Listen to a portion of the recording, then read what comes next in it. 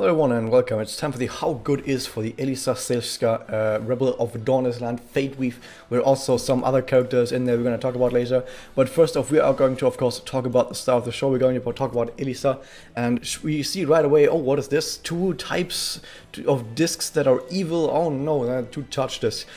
Doesn't mean anything right now, but I can tell you already that later on we're going to see some stuff that maybe make us think maybe either one more Excel disc or more blast discs would have maybe been better, but for now we see that she does have some touch discs in here.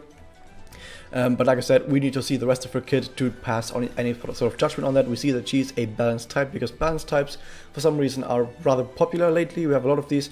I think Sakurako was the only real full-on attacker that we had in the recent months.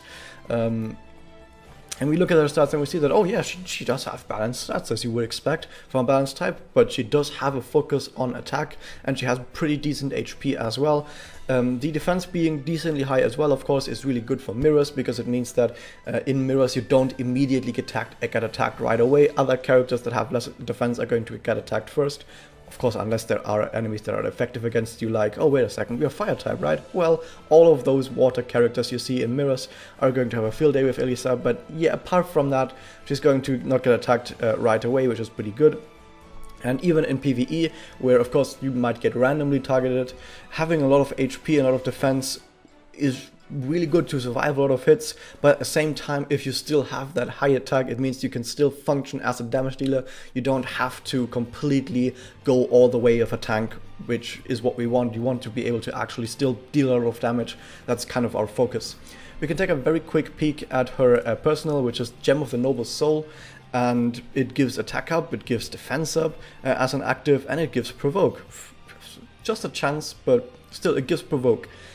This is actually something that reminded me quite a lot of the flower memoria for Iroha, which I can't bring up right now because I don't actually have internet right now. And if you're wondering how it's possible that I'm studying in a university city and I get 10 megabit down, 5 megabit up, and my internet goes down all the time, how is that possible? I live in Germany, and that should already explain everything. We have worse internet than Latvia, I think, and Romania, yeah, and Bulgaria. I think we might have the worst internet in the entire first world, but yeah, let's ignore that for a second and focus back on another German, which is Elisa. So, as I wanted to mention though, her personal, it is good, but it does remind me a lot of the Iroha Flower member because that one also gives attack up, it also gives defense up, but for three whole turns, it gives those effects, and I think it also gives quite a lot of attack and quite a lot of defense. I'm not quite sure if it's exactly as much as this, but still having that for 3 turns is probably better in most cases than having it for just 1 turn, and the provoke can be good, but can also be really bad in a lot of other cases where you fight against enemies that do a lot of damage, where you kind of don't want to have the provoke on you, but at least because we know that Elisa has decent defensive stats, she can at least survive a few hits, and of course she does get a defense up, so that makes it even better for her to take a few hits. So this is a memoria that you might take with you. Definitely, if you don't have any other attack up memoria, this is a really good one. But if you have multiple other attack memoria or damage up memoria, or maybe not blast memoria because it doesn't have blast, but if you have other damage up memoria, you might consider those instead. That said, if you play it on a team with like 5 characters, maybe you don't just have that many, so you have this one to use on Elisa and then put your attack memoria on other characters. So we move on and we take a look at her connect, and her connect does look a bit weird. We see that it gives defense pierce, it gives remove debuffs. Remove debuffs already is highly situational. In a lot of cases will do absolutely nothing and sometimes will be pretty useful, and it gives burn on attack. It doesn't say how many turns, I assume it burns for 1 turn, which does 10% of the enemy's maximum health with a maximum of 10,000 damage that it can do. And by the way, I need to mention something, because I've heard other people talk about stuff like, oh, Raz said that the swimsuit knees are bad. They aren't, and I don't think I ever said that outright. It's just that I call characters situational. I say something like, oh, this character is bad in 90% of cases. However, that doesn't mean that the entire character itself is bad. It just means that you can't just take this character onto every single node out there and expect them to be really good. Instead, you have to very specifically use this character very deliberately on specific quests with the specific equipment, with specific other characters. You just need to actually think about exactly how you want to use this character in order for them to be really good, but then they can be extremely, extremely good. So that's basically all the situational means. It just means you have to think about what you're doing and play them into their specific niche that they have. So I wanted to mention that. Because I'm going to call this right here as well really situational. This is not something you can take with you onto every single node and expect it to be awesome. First off, it doesn't really have anything that has, most people call it steroids, something like attack up, something like damage up, something like blast up for most blast characters, that just increases damage by a really good amount that you can put into numbers. While it does actually still have something like this, it has defense pierce, which does increase your damage. However, it highly depends on your enemy's defense, which means that this is indeed more situational. In a lot of PvE quests, enemies just don't have that much defense, so this is not that great on a lot of PvE quests, but there are some PvE quests where enemies do give themselves defense up, for example, and there it will be really good. That said, in PvP, enemies usually have a lot more defense, so in PvP this will be really good. However, because it doesn't have an attack or damage up on there, you might still struggle to one-shot enemies, and usually when we're talking PvP and defense pierce, the goal is one-shot. Sakurako on the Japanese server has a defense pierce active together with an attack up, basically this one up here. Sakurako has it as well, I think, and basically if that Sakurako triggers defense pierce on my Ren, the lowest I've ever seen that damage be is 42,000, and the highest I think was a turn 1 disc 1 Sakurako hitting my Ren for like 80,000. So defense pierce is pretty darn good in PvP, where you can completely destroy your enemies with that. But that said, like I said, you should probably have some sort of damage up on there, but even so, this can be really good in PvP, so you would use that for that. In PvE, it's more situational. The burn on attack, I mean, it's a status ailment that it's a level 2 status ailment, so it means that your enemies will take more damage from the element they are weak against, which can be really, really good in a lot of cases, where you are able to exploit enemy weaknesses. But if you can't, it's just a little bit of damage that is nice to have. Like, this is not bad, it's just that it's the kind of thing that doesn't really get out of control. You're not gonna do like one turn kill setups on witches with stuff like this. This is more of a connect that maybe you use to kill some familiars, and maybe they don't die from the attack, they die from the burn, something like that. But against bosses, it's more so for actually trying to exploit their weaknesses with the increased weakness damage that a level 2 status ailment like burn gives you. So it's mostly situational, this connect, but it does have some really good parts to it. We then move on to the Magia, which is a rather selfish Magia to some degree, and we see it's a single target Magia. A lot of people don't like that. The name, by the way, means Der Drache Lindwurm, which just means the Lindworm Dragon. Very descriptive, and we're going to see something even more descriptive further down. It gives, once again, a chance to burn only to the target itself. I mean, it is a single target Magia, but it could have potentially still had a chance to burn on all enemies, sort of like an area effect thing. But no, it doesn't have that, it just burns the target itself. But more importantly, it gives attack up and defense up to Elisa herself, 20% and 25% at Magia level 5, which is pretty good, especially because it lasts for 3 turns, meaning you can stack this if you use multiple of these in a row, and also it gives provoke. So basically this is a pocket version of a personal, but stackable for multiple turns, and the provoke is indeed 100%. Once again, the same thing with the provoke. Since you're up buffing your defense, it makes it more likely that you can survive enemy hits, especially because you do have good defensive stats. So what you could do is you could play Elisa as sort of an offensive tank, where you just give her of defensive memoria, you use her personal, and then you'd use multiple provokes while other characters make sure that she gets to Magia, and then you use her Magia for additional provoke, which is a valid strategy. But I will say that a lot of quests, a strategy like this usually isn't more effective than just going full DPS and killing enemies. Like, this is the thing that I also need to mention, is defensive strategies aren't bad. In a lot of cases, they're actually really good, especially when you can stall. If you get to that point where you can stall forever, strategies like that are pretty amazing. It's just that most of the time, like a 99% of nodes, just kill the enemies. And it's way more effective and goes way faster and doesn't require autoplay. It doesn't require your manual inputs. You can just autoplay, blast the enemies, and kill everything in 2 turns and be done with the quest and then start another quest. So keep that in mind. This is not bad. It's just that the game itself is not really focusing too much on something like defensive play. We then look at her doppel, which means ein roter Drache. Literally means a red dragon. Amazing name right there. The doppel of pride, dragon shaped. The interesting bit about this is that it does nothing new compared to her Magia. The only thing it does is more damage. The attack up is exactly the same as this on Magia level 5. The defense up is exactly the same as this on Magia level 5. Provoke, still self of 1 turn. Burn, target 3 turns, exactly the same, it just deals more damage. However, if you're using a single target Magia or doppel, chances are you want it to do a lot of damage, so doing a lot of damage is really good. So overall, I'd say that there are a few things about Elisa that, for example, the defense periods can be good in some cases in PvP.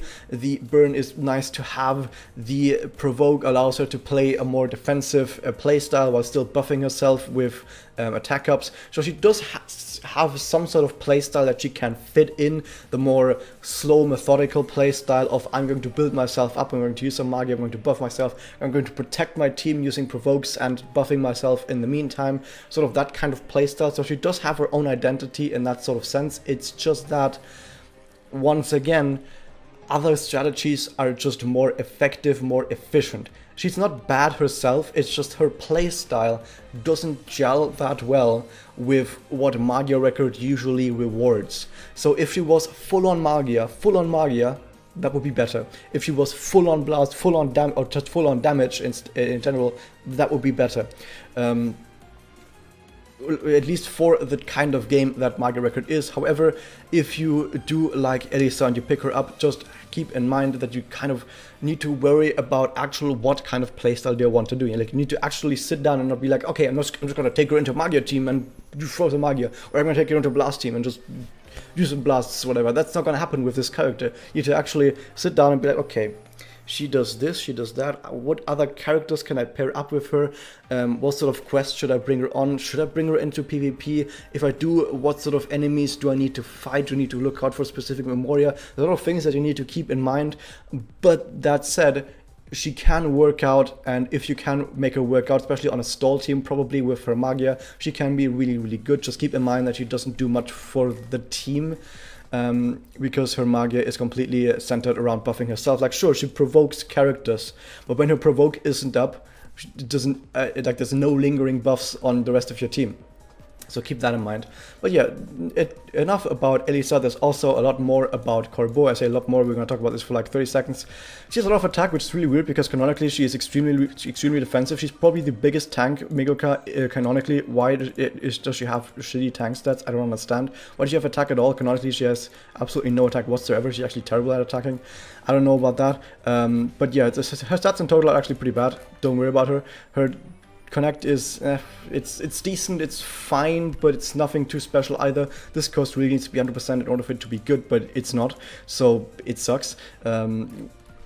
We also have the Magia. It's AoE at least. It gives defense down 35%, which is actually pretty good on all enemies, so that's pretty good. It does some poison, does some curse, so it's really good for supportive, but apart from just supporting with a bunch of debuffs, it also doesn't really do a whole lot. So overall, don't play her if you have any sort of 5-star character, but if you don't have any 5-star character, then yeah, sure, whatever, you can take her with you, but because she's from the gacha, you probably won't get her 4 slot, so just don't bother.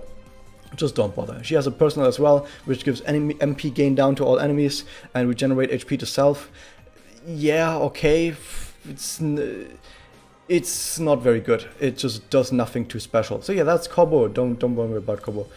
We also have the following Memoria. We have Fire Drake Roars, which looks very much similar. In fact, it's almost exactly the same as Magical Halloween Theater, but Magical Halloween Theater does Curse instead of Burn. Therefore, Halloween Theater is the better Memoria because Curse is a stronger effect. However, also keep in mind that a lot of enemies, and I need to also mention this for Elisa herself, a lot of enemies, usually in PvP especially, have immunities to Curse.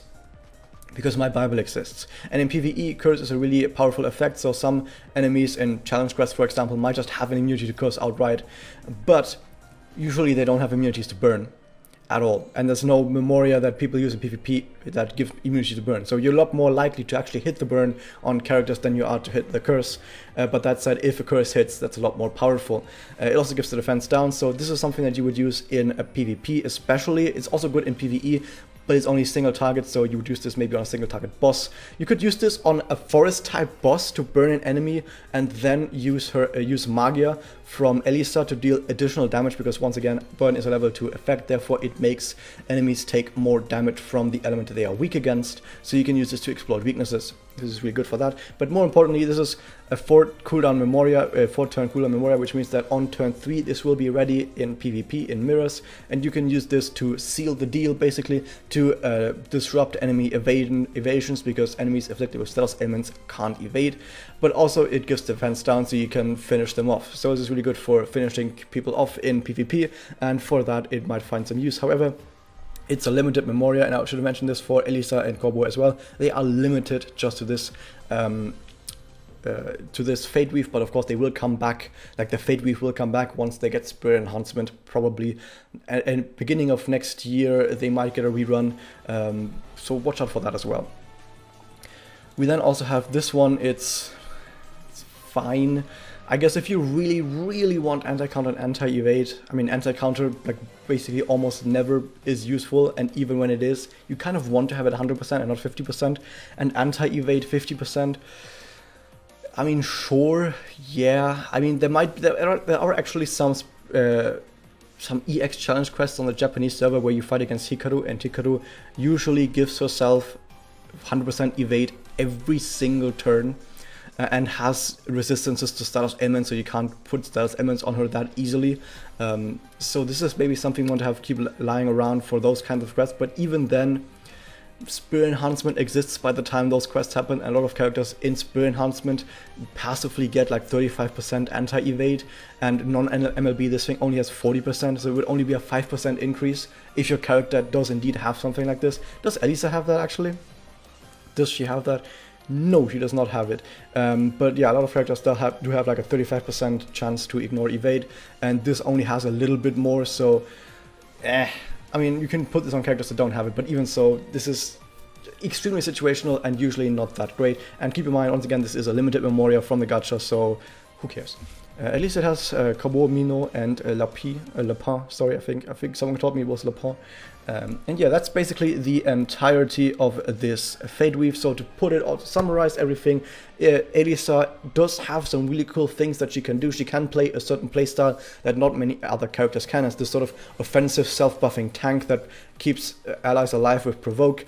By the way, if you play her, for example, one of the things that you need to watch out for, along the many, many things you need to watch out for, is to not put her into the same rank or file as other characters, because if she provokes, other characters can still get hit by blasts. So don't put her on the same rank or file as other characters, because then they'll just still get hit by blasts, and that's not what you want. But yeah, so she has some cool things that she can do. She has a very cool playstyle that she can do, but you really need to worry about actually making sure that you can make it work. You can't just blindly throw her into a team and hope that she does great stuff. Actually think about your strategy when you use her, and that said, she is a fire type, so for PvP there are many water characters out there, but at least her defense peers can be pretty good in PvP, and that is that. If you guys enjoyed this, and I'll see you guys next time. Hit that subscribe button.